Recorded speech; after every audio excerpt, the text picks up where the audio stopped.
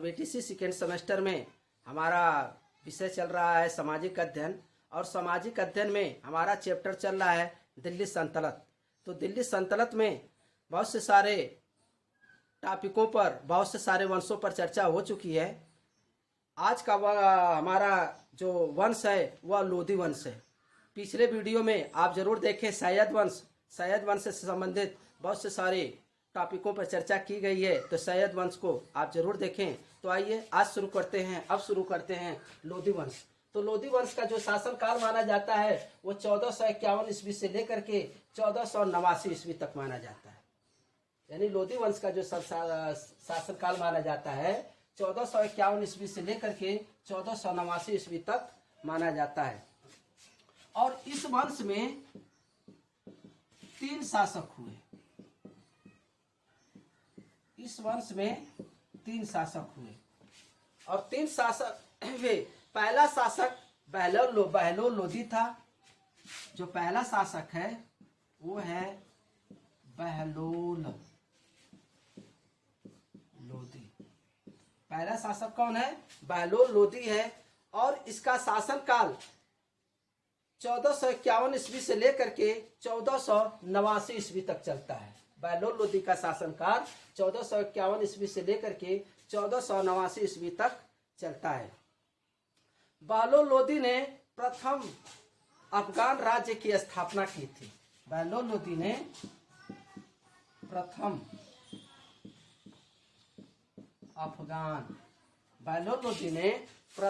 अफगान राज्य की स्थापना की थी।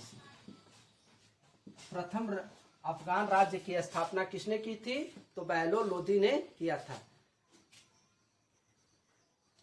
सरकी सुल्तान मोहम्मद शाह का विवाह सैयद वंश के अंतिम शासक अलाउद्दीन आलम शाह की पुत्री बीबी राजी से हुआ था। सरकी सुल्तान महमूद शाह का जो विवाह हुआ था सैयद वंश के अंतिम वो शासक थे अलाउद्दीन आलम शाह की पुत्री बीबी राजी से हुआ था।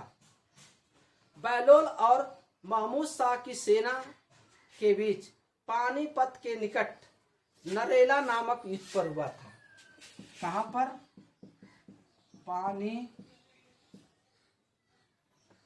पानीपत के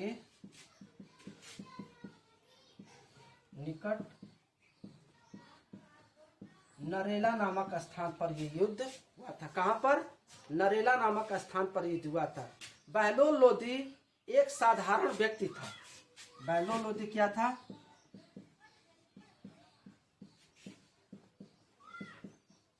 साधारण व्यक्ति था। बहलोल लोधी क्या था? एक साधारण व्यक्ति था। इसने जब अपने सरदारों के साथ मिलता था तो वह कभी सिंहासन पर नहीं बैठता था। यानी बहलोल लोधी के अंदर एक बहुत बड़ी खासियत थी। और खासियत ये थी कि जब अपने क्षेत्र के, अपने राज्य के सरदारों के साथ मिलता था तो वो कभी सिंहासन पर बैठ करके नहीं मिलता था। ये दिल्ली सल्तनत के शासन काल में पहला ऐसा शासक माना जाता है कि जो अपने सरदारों के साथ अपने राजगद्दी पर नहीं बैठता था। कौन? बहलोल लोधी। कि सरदारों के साथ मिलता तो था लेकिन कभी वह सिंहासन पर नहीं बैठता था, कभी राजगद्दी पर वह नहीं बैठता था। उनके बराबरी में बैठ करके बात करता था। 12 जून 1489 ईस्वी को 12 जून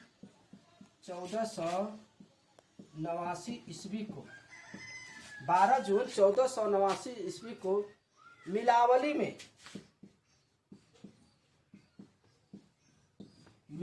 में इसकी क्या हो जाती है? मृत्यु हो जाती है। मिलावली में इसकी मृत्यु हो जाती है। बहलोल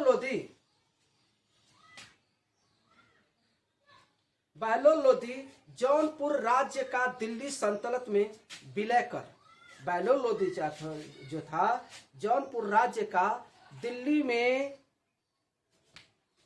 दिल्ली सल्तनत में विलय कर एक महत्वपूर्ण उपलब्धि मानी जाती है बहलोल लोधी का। यानी जौनपुर को और दिल्ली को एक साथ मिलाने का जो कार्य किया था बहलोल लोदी, एक उसकी बहुत महत्वपूर्ण उपलब्धि मानी जाती है।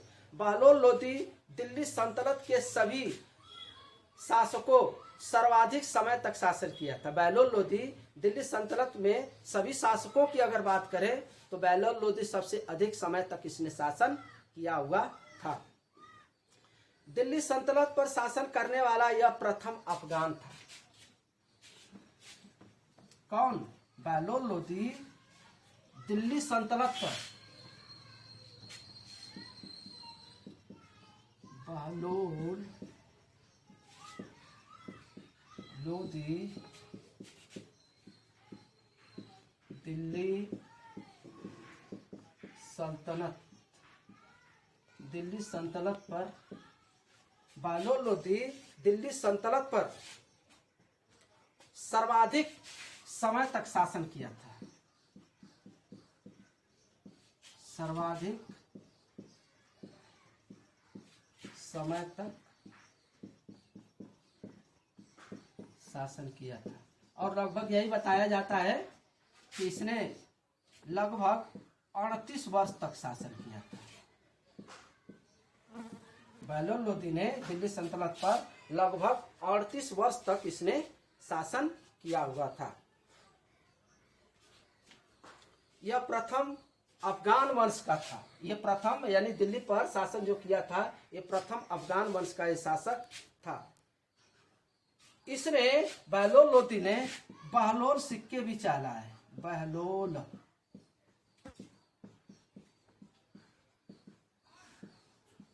सिक्के भी चलाए थे। इसने बहलोल सिक्के भी इसने चलाया हुआ था। बहलोल लोदी के बाद सिकंदर लोदी इस वंश का सर्वश्रेष्ठ शासक सिद्ध हुआ।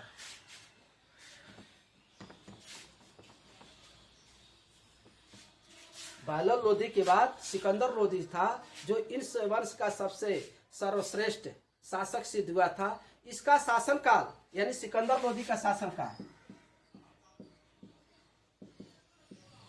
सिकंदर लोदी का जो शासनकाल है 1489 ईस्वी से लेकर के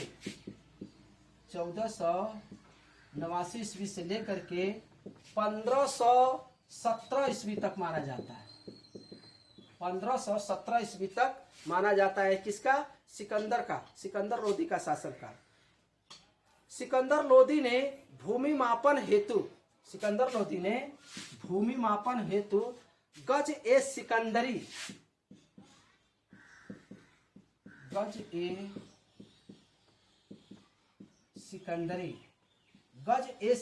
क्या चलाया था? एक पैमाना चलाया था। पैमाना का इसने प्रचलन करवाया था। गज ए सिकंदरी नाम का एक पैमाना इसने प्रचलन किया था। इसने सैन्य कुशल व्यवस्था, इसके शासनकाल में एक सैन्य कुशल व्यवस्था, एक गुप्तचर प्रणाली भी गठित की थी। सैन्य व्यवस्था का भी इसने सही रूप से गठन किया था और गुप्तचर प्रणाली का भी इसने गठन किया हुआ था। कौन? सिकंदर लोदी। सिकंदर लोदी ने 1504 ईस्वी में आगरा शहर की स्थापना की थी। आगरा शहर की स्थापना की थी।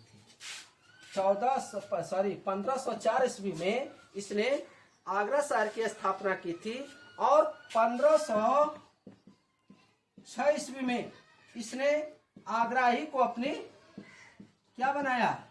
राजधानी बनाया। 1506 ईस्वी में आगरा ही को इसने अपनी राजधानी बनाया।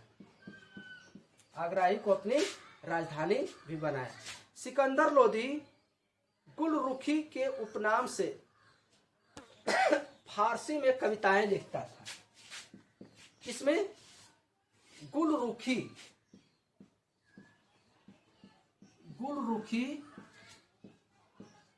उपनाम से इसने फारसी में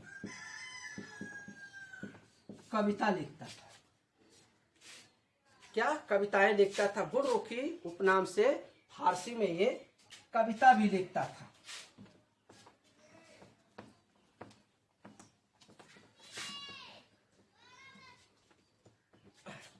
आगे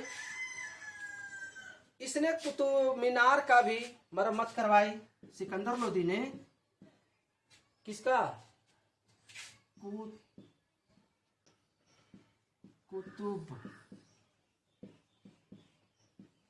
कुतुब मीनार का भी इसने मरम्मत करवाई थी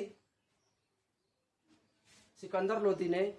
और 21 नवंबर 1513 ईस्वी को 21 नवंबर 1513 ईस्वी को इसकी मृत्यु हो जाती है। किसकी? सिकंदर लोदी की मृत्यु हो जाती है। सिकंदर लोदी ने भूमि माप के लिए गजे सिकंदरी का प्रारंभ करवाया था, वो तो हम पहले ही बताए। गजे सिकंदरी का इसने प्रारंभ किया था, जो प्राय 30 इंच का होता था। 30 इंच का होता था। 30 इंच का। कौन? गज सिकंदरी। गज सिकंदरी इसने जो गजे सिकंदरी का इसने जो निर्माण करवाया था, वह कितने का होता था? प्राय यह 30 इंच का होता था। कितना का होता था? 30 इंच का होता था। इसी के समय में गान विद्या के श्रेष्ठ ग्रंथ लज्जत ए सिकंदर शाह की रचना हुई थी। किसकी? लज्जत ए सिकंदर शाह। लज्जत ए सिकंदर शाह की रचना हुई थी। विद्या गान के श्रेष्ठ ग्रंथ है, यानी गान वान के श्रेष्ठ ग्रंथ है। और श्रेष्ठ ग्रंथ लज्जत ए सिकंदर शाह, इसी के समय में इसकी रचना हुई थी। तो लोदी वंश से संबंधित अब शुरू करते हैं इसी में इब्राहिम लोदी।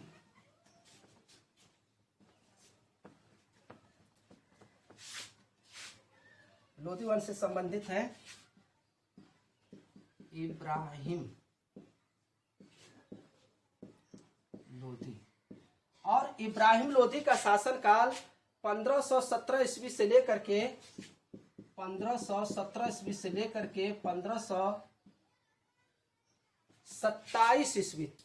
26 ईस्वी तक माना जाता है।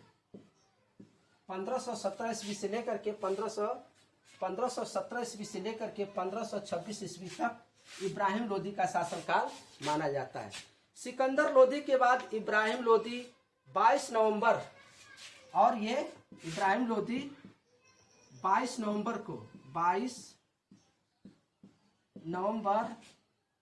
1517 ईस्वी को ये गद्दी पर बैठता है। कौन? इब्राहिम लोदी 22 नवंबर 1517 ईस्वी को ये गद्दी पर बैठता है, और सुल्तान के नाम से, सुल्तान बनकर के ये बैठता है।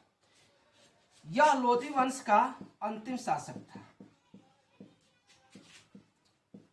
अंतिम शासक कौन था?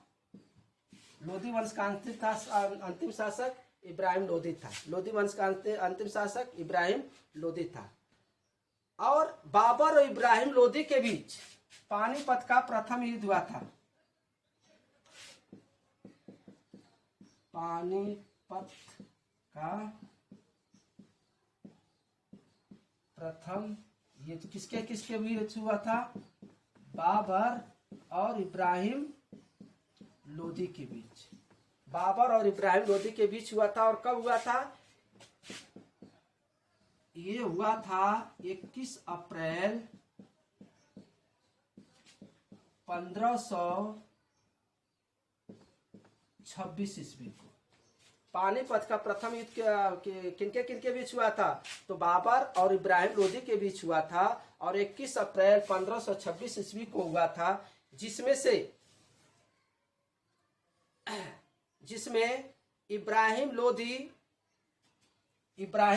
लोदी जो है, ये इब्राहिम लोदी हार जाता है और इसी हार में इसकी मृत्यु भी हो जाती है और यहीं पर ये मारा जाता है। इसी हार में हारता है और यहीं पर इब्राहिम लोदी मार दिया जाता है। हार के बाद दिल्ली सल्तनत के तहत प्रथम अफगान राज्य समाप्त हो गया।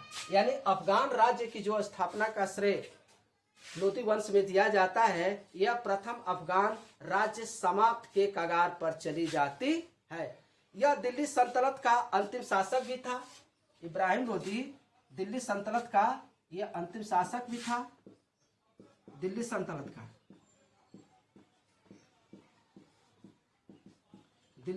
का अंतिम शासक भी था इब्राहिम लोदी। इब्राहिम लोदी की मृत्यु के बाद क्या होता है?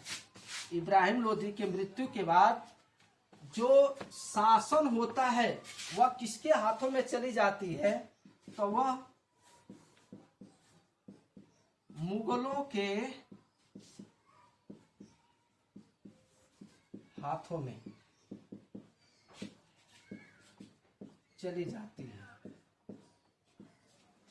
इब्राहिम लोदी की मृत्यु के बाद लोदी वंश का समापन यहीं पर होता है और इसके बाद इसकी जो सत्ता होती है वह मुगलों के हाथों में चली जाती है। यह दिल्ली का प्रथम सुल्तान था जो रणभूमि में वीर गति को प्राप्त हुआ था। यानी इब्राहिम लोदी, नोट में इसको लिखिएगा, इब्राहिम लोदी दिल्ली सल्तनत का प्रथम सुल्तान था। यह दिल्ली सल्तनत का प्रथम सुल्तान था जो रणभूमि में वीर गति को प्राप्त किया। यानी यह दिल्ली का प्रथम सुल्तान था जो रणभूमि में वीर गति को प्राप्त किया था और वह वीर गति को प्राप्त किसने किया था? इब्राहिम लोदी ने। तो लोदी वंश बस यहीं पर समाप्त होता है। हम अगली वीडियो लेकर के आएंगे सल्तनत कालीन उपलब्धियां। तो सल्तनत कालीन उपलब्धियां हम अगली वीडियो लेकर के आएंगे दोस्तों। इस वीडियो को आप जरूर अपने सुझाव दें। आपके सुझाव सादर आमंत्रित हैं और जो भी इसमें त्रुटियां होती हैं दोस्तों आप कमेंट के माध्यम से जरूर बताएं। और अगली वीडियो हम सल्तनत कालीन उपलब्धियां लेकर के आएंगे अगली वीडियो। तब तक के लिए धन्यवाद।